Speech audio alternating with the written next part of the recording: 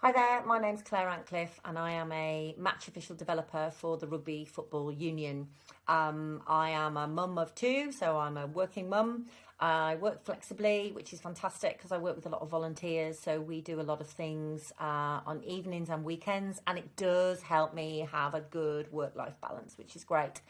So why is International Women's Day important to me?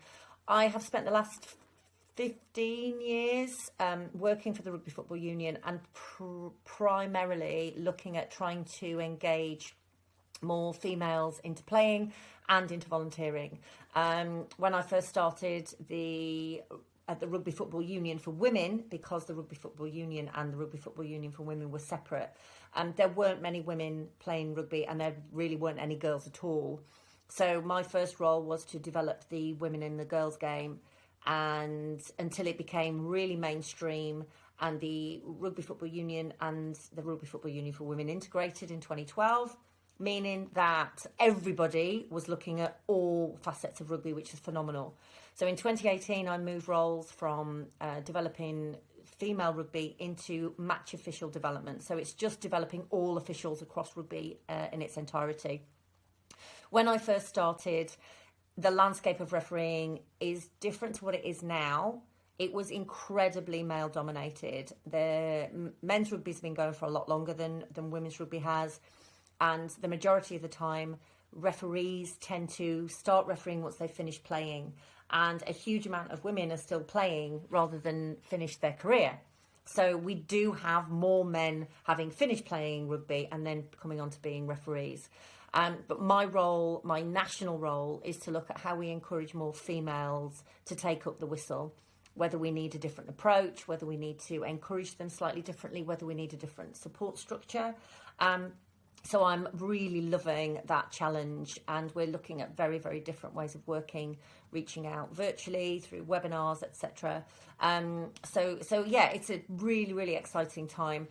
A lot of the time I am the only female in the room, and it's not an intimidating place necessarily, but what you do have to be conscious of is if there is a bias around the fact that you are female, it's usually an unconscious one. So a lot of people don't choose to look down their nose at women. They're just a little bit surprised to see you there. So you have to find a way to challenge that in a positive way. And the best way of combating that is to educate people in the fact that we're all looking at it from maybe slightly different perspectives, which is a really, really good thing. If we were all the same, then the world would be quite a boring place. And the interesting thing about me in my role is that, yeah, I'm female, but also I'm not a high-flying match official. My role stems from developing people as opposed to developing referees specifically. So it's about garnering people's best aspects of themselves, building their confidence, trying to support them in just taking that first step. That's one of my main roles, which I'm absolutely loving. Who inspires me? I would say there's a number of people. From sports, Emily Rainford-Brent, who is a phenomenal cricket commentator for both the men's and the women's game on TV and radio, is somebody that I think so fantastic. Sarah Hunter, England rugby captain, the way that she's come from a non-professional era into a professional era, so balancing work and life and professional rugby rugby without it being professional for so long was certainly an inspiration to me. And people like my sister, who is a life coach. She's a working mum as well, works for herself. And so just the people within my own life to help influence me. I think in my experience, if we're going to smash stereotypes, we have to just be fairly loud and proud about what all people in all walks of life can offer all areas of work. My big message is it doesn't matter sort of who you are or where you come from or what your makeup is that actually if you want to do something, there's absolutely no reason why you can't.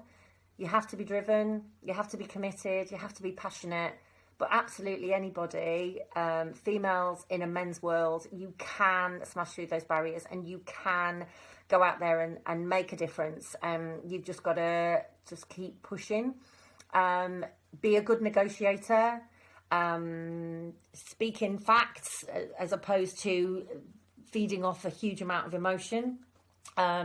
We want the game, so if I bring it back to my context, we want the game to reflect society. So that's more women, more young people, more people from different ethnic backgrounds being able to pick up the whistle and go and referee the game about which I'm so passionate. My last message is just go out there and really feel that you can do anything. And I'd love to come and speak to the school when these situations are lifted.